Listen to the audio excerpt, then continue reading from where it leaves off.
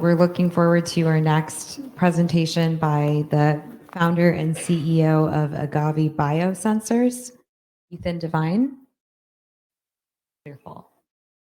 And Agave pioneers a new generation of ultra-thin, flexible, and eco-friendly electronics from a unique biomaterial, revolutionizing biosensing applications in medical devices, wearables, and environmental sensors with unparalleled imperceptibility, biocompatibility, and sustainability, utilizing agricultural waste and additive manufacturing.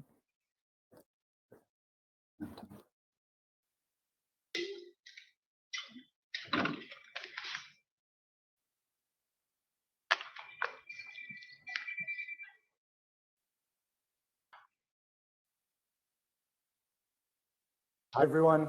I'm Ethan, founder and CEO of Agave Biosensors. We all rely on electronics today.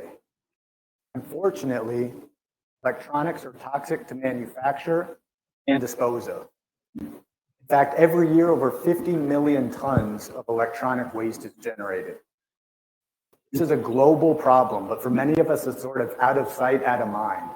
By that, I mean most e-waste is sent to impoverished communities in places like India, China, Ghana.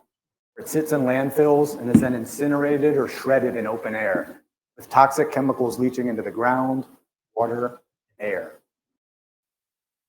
Let me just take a brief second to define electronic waste, just so we're all on the same page. It primarily consists of three things. The first is plastic enclosures, which are used to house electronics. The second is integrated circuits or chips, and the third is printed circuit boards or PCBs. The largest contributor to electronic waste is printed circuit boards. If you look at the fabrication of an electronics device, like a laptop or a phone, beginning of its life cycle, if you will, approximately 70% of the carbon emissions used to manufacture that device are from the fabrication of a printed circuit board. What's the largest contributor? Electronic waste and the carbon emissions, the production of electronics. At Agave, we're producing a new class of sustainable electronics made from agricultural waste. Using a unique biomaterial made via a fermentation process, specifically replacing printed circuit boards, plastic enclosures, and other key device hardware, offer unparalleled sustainability and new functionality.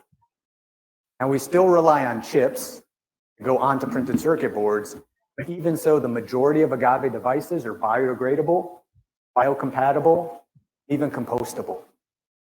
We also use an additive manufacturing process, which requires significantly less inputs than traditional electronics manufacturing. As a result, according to preliminary estimates, Agave devices are roughly 90% greener than conventional electronics. At the key of our technology is our bioboards. These replace printed circuit boards. Biocompatible and half the thickness of a human hair, helping shrink the size of electronic devices while making them safer and more sustainable. This makes them uniquely suited for biosensing, which is sort of an umbrella term that we use that captures medical devices, wearable sensors, and other technology, environmental monitors, etc. Now, leveraging our bioboards, we're using this biomaterial to also replace other critical device hardware, including enclosures, also microfluidics, microneedles, and more. All of these biomaterial-based components are modular. By that, I mean they can be combined together and we can functionalize them in different ways to create robust, multimodal biosensing devices with a nearly endless array of applications. These include medicine, environmental, gaming, IoT, and more. Our beachhead market is wearables. It's a $60 billion global industry growing at a 15% rate. Our B2B business model focuses on selling hardware, which includes components and finished devices, as well as licensing our technology. Recurring revenue will be generated from the integration of our hardware with software and firmware, as well as the sale of consumables for components like microfluidics and microneedles. Our main customer segments wearables companies, wearables brands, as well as companies that are part of what is called the quantified self movement. What that means is just the use of technology like wearables to better monitor or track biometric data, inform decision making. That's a really big business right now. It includes companies across health and wellness, sports, insurance, and more. Our first product is a biomaterial-based wearable sensor patch that sits on the arm and measures vital signs and movement. Developed it in collaboration with a Fortune 500 customer to improve worker health and safety in high-risk industrial workplaces, like construction and mining and things like that. This device has our bio boards inside, as well as a biodegradable enclosure. It's significantly smaller, lighter, and more affordable than current workplace wearables. Our 5-year financial projections estimate over $60 million in total revenue, with gross margins around 80%. We are a team of scientists, engineers, and entrepreneurs. We're passionate, curious, love tackling tough problems. To date, we have a growing IP portfolio of patents, trademarks, and trade secrets. Last year, we received over $100K in non-dilutive grants. This year, we're working with a Fortune 500 customer to pilot our technology. I'm excited to announce that we recently secured a lead investor for this pre-seed round, which we're looking to raise $500K. Lead investor has committed up to 20% of this amount. We plan to use these funds to continue our R&D, complete pilots, bring our technology to market. Join us as we create a future in which electronics empower both people and planet. Thank you.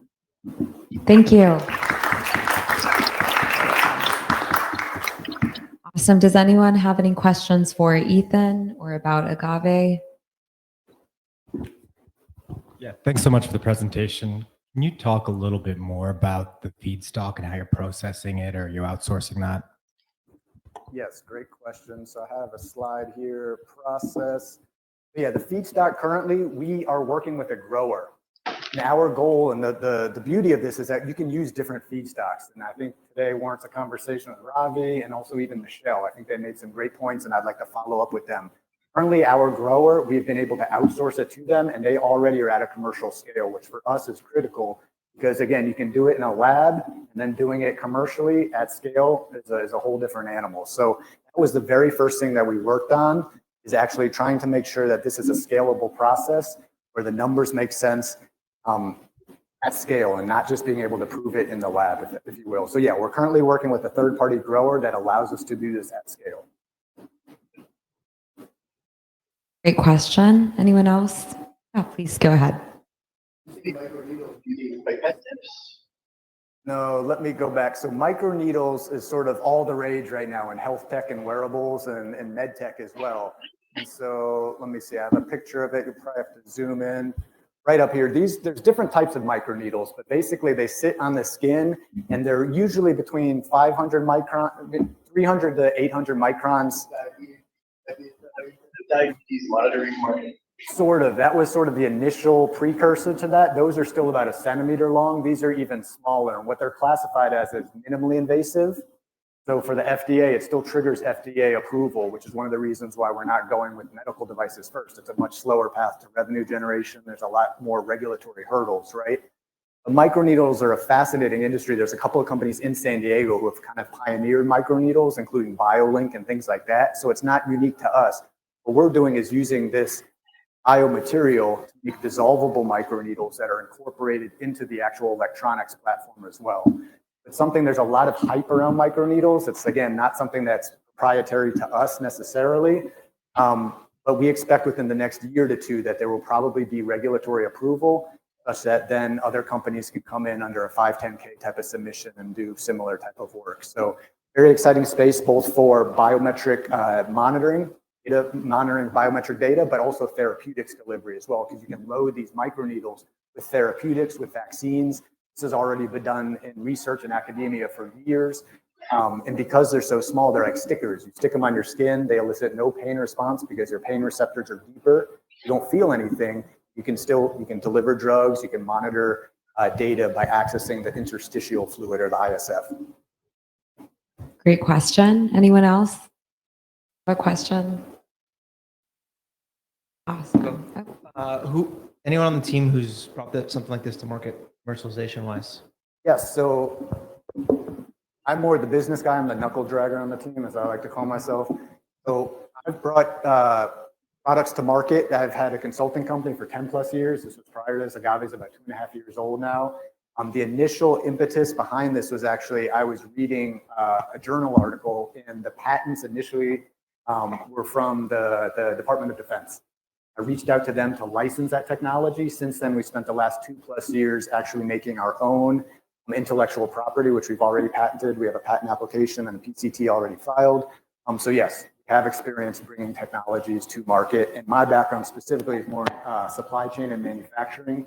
What your question got back to, hey, how can we make this scalable such that it's viable outside of a lab setting?